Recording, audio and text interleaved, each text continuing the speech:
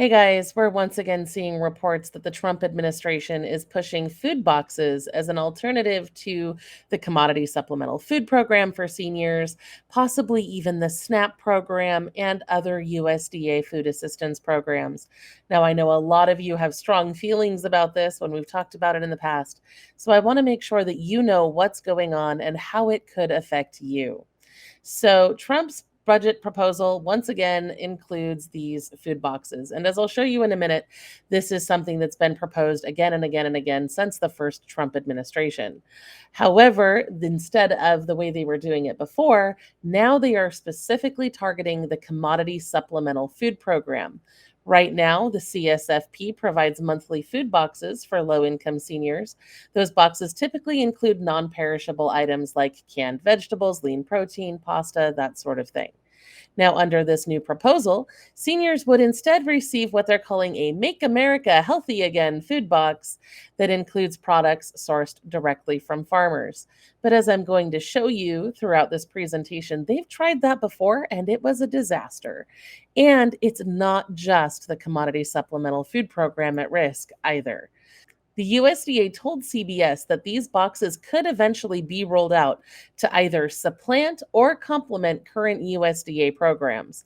And while they did not elaborate on which programs could integrate or be replaced by these boxes, we do know that other USDA programs include SNAP, that's your EBT or your food stamps, Sunbucks, which is the summer EBT program, WIC, the Senior Farmers Market Nutrition Program, the National School Lunch Program, school breakfast programs, summer meals for kids, also known as Sun Meals, and more. The USDA has over a dozen different food and nutrition programs that they run, and they are not elaborating on which ones may be affected by this. In fact, there's a leaked document that states, quote, Make America Healthy Again boxes. The USDA will develop options to get whole healthy food to SNAP participants. So there is at least some intention to roll this into the SNAP program. Now, when The Atlantic followed up on this, the deputy White House press secretary said that the leaked document should be dismissed as speculative literature, right? They didn't really answer what was going on here. However, we do know from past experience that President Trump has been pushing the idea of these food boxes since at least 2018. So today we're going to be talking about what this food box plan is, who could be affected by that, when these changes could be made, and more. We're also going to talk about how this relates to Trump's previous food box plans and what you can or should do now. So let's dive in after this quick word from our sponsor. Our sponsor, Chapter Medicare, is hands down the best way to find the best plan for your needs. They will spend time with you one-on-one on the phone to go over all the doctors you see, the medications you take, all the needs that you have, and make sure that you are getting the absolute best benefits for you. You can call them right now at the number that you see on screen. In the meantime, let's talk about these food boxes because this is obviously a major concern. So, we know back in 2018, this idea originally emerged as America's Harvest Box. That's what they called it in its first iteration. And what they were saying back then is that they were going to take a portion of everyone's SNAP benefits and they were going to take that portion of the benefits away and give you this food box instead. And the box was going to include just a variety of shelf stable food that was selected by the government, very much like what the Commodity Supplemental Food Program does today. They expected that this would save some $214 billion from the SNAP program over 10 years. But when the USDA brought it up at the National Anti-Hunger Policy Conference in February of 2018, over 1,000 people snickered and booed, and some walked out in protest. It was not a popular proposal at all. So it came back again in 2019 as a newly reimagined version of the America's Harvest Box program. But it really wasn't all that different. They tried to reframe it as a Blue Apron style delivery program. And if you know what Blue Apron is, it's one of those really popular meal kit delivery services that sends you pre-portioned ingredients and recipes, and then you just whip up your meals based on that. So they were saying that the Harvest Box would be like that, but they never really elaborated beyond that. It wasn't clear if it would account for people's dietary preferences or food allergies or any of that. And once again, they wanted those Harvest Boxes to use a portion of your existing benefits so that you would have less money for your regular shopping. Now, that didn't fly, but in 2020, when the pandemic hit, they did get the ability to demo their Farmers to Families food box program. Now, this one was a little different because the way they did this was they funded it under the Coronavirus Food Assistance Program, and that allowed the USDA to purchase surplus fresh produce, dairy, meat, and so on, and then distribute them in family boxes. This program ran for 1 year from about May of 2020 to May of 2021, and it delivered more than 173 million food boxes with a claimed value of over $5 billion. And that may sound great until you look at the details. So here's where it all went very, very wrong. The concept, of course, was that they wanted to deliver fresh, healthy, and nutritious food direct from the farms. But that's not what people really got. Carol Lemons of Asheville, North Carolina, told her local news outlet that she received 56 hot dogs, some onions, a package of strawberries, two small cantaloupes, two containers of sour cream, cottage cheese, two blocks of processed cheese food, some milk, some eggs, and a bunch of moldy grapes, is what she got in her box. It was not the big box of fresh meat and dairy and all of this that they had been promised. And honestly, she wasn't alone in that experience. This program was funded in 5 different rounds. And from the report that I read, in one round, approximately 1/3 of the boxes that a nonprofit received contained crushed eggs because they'd been packaged wrong, right? Some nonprofits received that the food was rotten or that the boxes were wet and collapsing. And a lot of the problems in this program were blamed on the distributors and the difficulty of storing different mixed items in a single box. Because obviously, your meat needs to be kept at a different temperature than maybe your veggies do. And having all of that packaged together and then stored and shipped in bulk is a really complicated endeavor. The government didn't save a lot of money on this either, it didn't sound like. They were paying one vendor approximately $45 per box, and it doesn't seem like they had a lot of great oversight over what was going into those boxes either. In fact, a congressional investigation found that the program was absolutely rife with waste, fraud, and abuse, which is exactly what we're being told the government is trying to eliminate. Now, in this investigation, it was found that the government didn't even check the food distributors' references or qualifications. In fact, one organization, I think it was called Ben Holtz Consulting, said, I don't have any in the references section of their bid proposal, and they still were awarded like millions of dollars. It didn't make sense. Other organizations that participated in this were Create a Date, which is a wedding and event planning company with no significant food distribution experience, and yet the administration awarded over $31 million to this organization. And they were personally profiting 10 to 15% of that, so $3.1 million to $7.75 million a month for delivering these grocery boxes. Another organization that was involved here is Create a Date, which is a wedding and event planning company that had no real significant food distribution experience. Nevertheless, the government awarded them over $31 million. And out of that, they pocketed more than 10% as profit. So they were making over $3 million, sometimes $7 million a month for delivering these groceries. And they paid farmers and producers up to 10 times what they would normally get from grocery stores, which is definitely generous for those farmers and producers, but it's certainly not saving the taxpayers any money there. Another program that was involved was called YEG Incorporated. They were awarded $16 million with limited relevant experience. They were paid over $8 million for deliveries that happened after the program ended or in violation of other terms.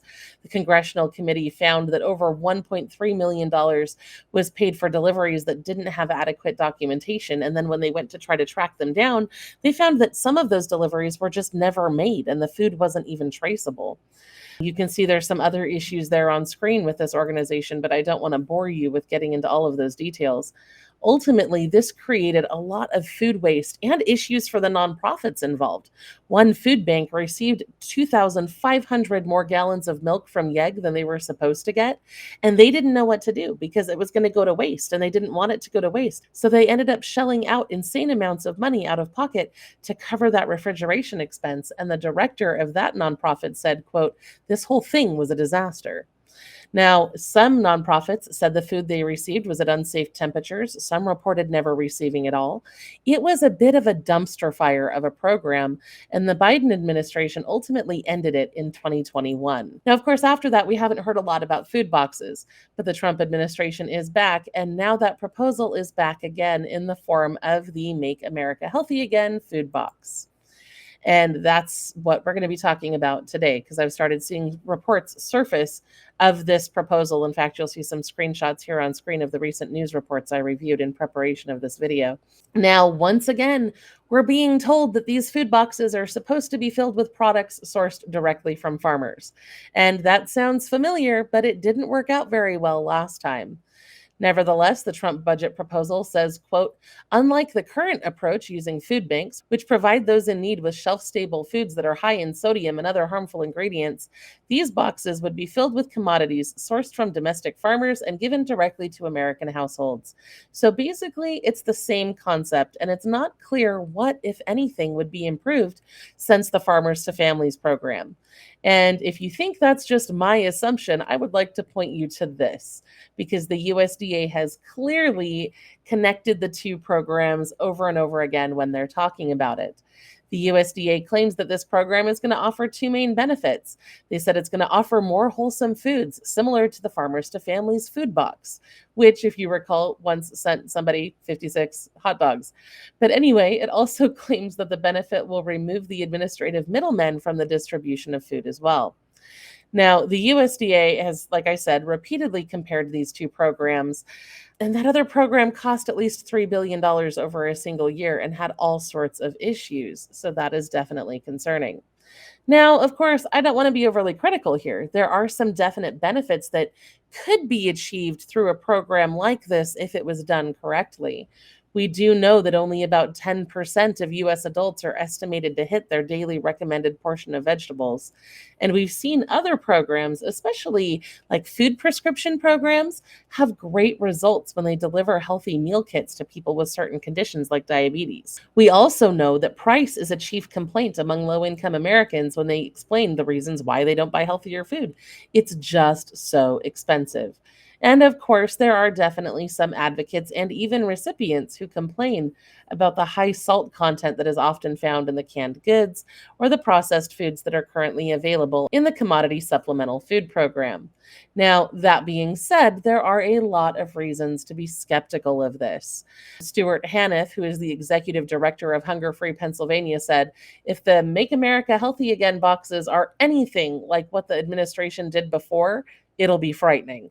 There's no real details about the logistics of this program right now. There's no clear instructions on how they would make sure they don't mess it up like they did before. And of course, one of the main challenges here is going to come from dealing with perishable foods. The Commodity Supplemental Food Program has a very solid delivery system, but it's easier for them because the food isn't perishable. So they don't have to worry about temperature or shipping timelines or things like that. Things can move a little slower. They don't have to be stored in cold storage. They don't have to be transported in cold storage and so on. So things are a little easier there. Making it so that everything has to be cold all the time is definitely going to increase costs across the board, you would think. Now, of course, there are also other reasons why advocates and the people who would receive this help simply don't like the idea of food boxes. The first concern for many is the longevity of the food. How long will it last? Are you going to get a box full of healthy produce that's going to perish in a couple of days, or are you going to be able to make that last and make that work throughout your month? Vegetables can also be difficult to cook, so specifically replacing the CSFP program with these food boxes raises concerns that the elderly recipients may not have the dexterity, patience, or time to devote to it. Now, what about food allergies, dietary preferences, etc.? Will they be accommodated? If so, how will they be accommodated, right? There's a lot of unanswered questions there. Ultimately, I've seen a lot of experts speak up who say that this could be a great program if it was offered in addition to SNAP and not as a replacement for part of SNAP benefits or, as an addition to other programs, but straight up replacing the existing programs with this model doesn't seem to be something that a lot of people are in favor of. So, as far as how this will work, nobody really knows. Like I said, we know that CSFP has a great streamlined system. The Share Food Program is one distributor for CSFP who has an incredibly streamlined production thing.